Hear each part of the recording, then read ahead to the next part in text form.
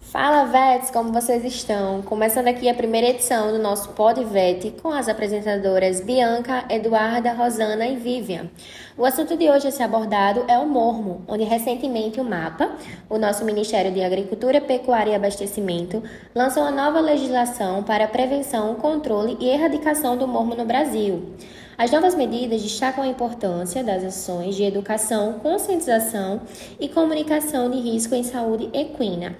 Nossa convidada de hoje é a médica veterinária Maísa Alves, especialista em clínica e cirúrgica de equinos, acupuntura veterinária e professora universitária formada pela UFPB de Areia. Oi, doutora, tudo bom? A senhora pode explicar para a gente o que é o mormo e qual é a principal sintomatologia dos animais infectados? Boa noite, pessoal. Tudo bem, meninas? Agradecendo o convite. Fico lisonjeada de estar aqui com vocês hoje. Bom, respondendo essa sua pergunta, o mormo ela é uma doença infecto-contagiosa que ela acomete os equinos e equídeos também. E o principal agente etiológico dela é a bactéria Burkholderia malei. Então, essa é uma bactéria que realmente ela tem um poder de infestação muito grande. Então, ela acaba que tem infecção em outros animais, como cães, gatos e até no homem. Então, o mormo ela é considerada uma zoonose. E em relação à sintomatologia, geralmente esses animais apresentam logo de cara febre, uma prostração, fraqueza, descarga nasal purulenta. Alguns pacientes, não todos, apresentam abscessos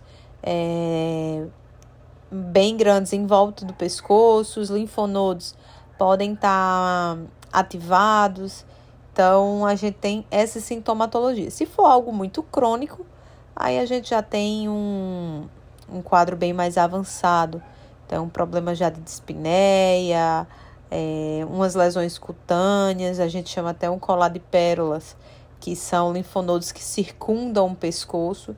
Então, aí é um quadro bem mais crônico. Então, doutora, dando continuidade ao assunto, qual o método de diagnóstico disponível para identificar o mormo em animais?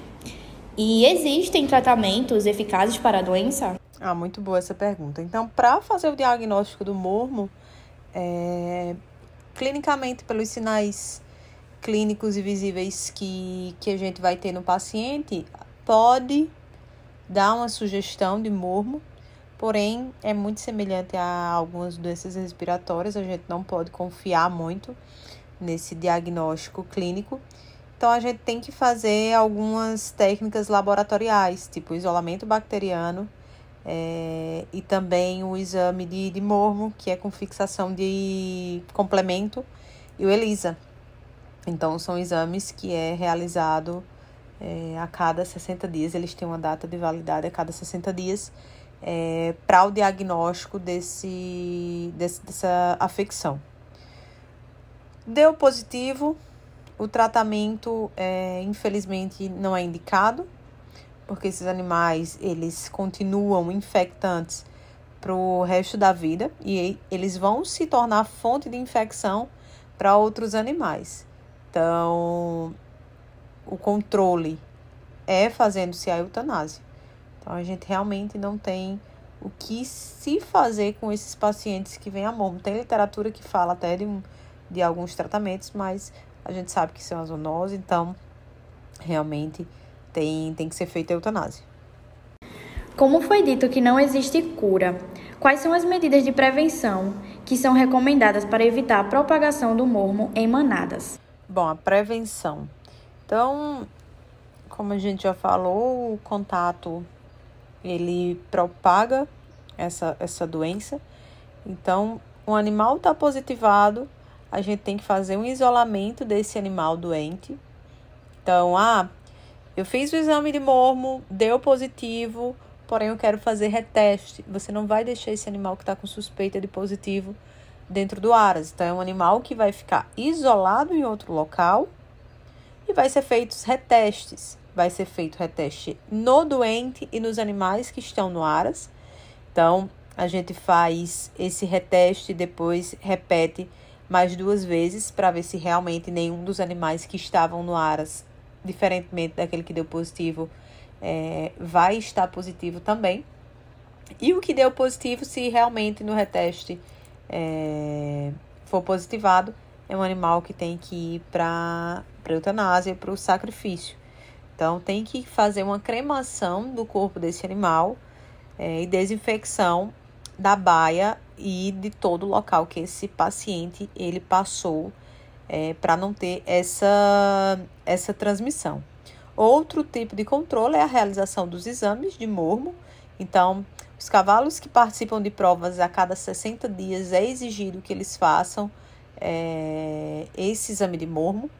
Tem alguns estados que não exigem por não ter mais nenhum indício de mormo. Mas aqui na Paraíba, qualquer prova, e no Pernambuco, também no Nordeste, qualquer prova que o animal vai, ele tem que estar com o seu exame validado, são 60 dias. Então, esses animais fazem esse teste, se deu positivo, esse animal pode embarcar. Deu negativo, esse animal fica em quarentena e vai ser reavaliado, ser feito um novo reteste. Então, doutora, quais são as medidas que os proprietários devem tomar em casos de suspeita da doença? O proprietário suspeitou que o cavalo está com a afecção e qual é a medida, né? Então, realmente, mormo se pensa em último caso. O proprietário, ele não... Até os veterinários mesmo, a gente não entra logo achando que é mormo. Então, é bem difícil do proprietário imaginar o mormo, já que não acontece de forma constante. Então, realmente, a única forma, se está suspeitando, é fazer o teste.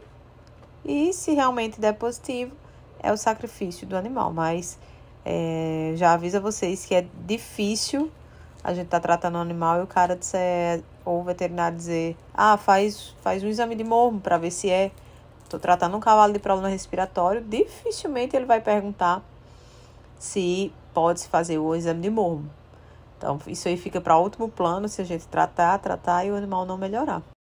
Então, doutora Maísa, para finalizar a nossa primeira edição do PodVet, vou fazer a última pergunta, que é em relação à relevância em termos da saúde pública. Há algum impacto econômico significativo associado à presença do mormo em animais de criação? Então, como impacto é gigantesco no mercado econômico, né? Porque esses animais vão vir a óbito, vão para o sacrifício. Então, é algo, imagine assim, uma pandemia, algo que seja muito relevante, a gente tem uma perda muito grande desses animais. Recentemente teve um pequeno surto no Rio Grande do Norte. Foi a maior, assim, alastre que eu já vi em relação a isso, porque eram animais, tinha uma pessoa que tinha comprado um animal por 300 mil, que fazia uma semana, quando foi fazer o exame de anemia e mormo, esse animal deu positivo para mormo. Então, a perda econômica é gigantesca, além de econômica, sentimental, é gigantesca para o mercado do cavalo. Então, gente, estamos chegando ao finalzinho da primeira edição do PodVet. A gente queria agradecer muito a Maísa por estar disponibilizando esse tempo dela, de estar conversando com a gente, trazendo um pouco de conhecimento também sobre esse assunto de extrema importância e extrema relevância no mundo das doenças infecciosas, que é o mormo. Queríamos agradecer também a vocês por estarem aqui até o final. E a gente vai trazer ainda muitas novidades. Esperem a próxima edição. Meninas, e muito obrigado pelo convite. Qualquer dúvida sobre mormo, sobre outras doenças, podem falar comigo que eu estou pronta para ajudar vocês.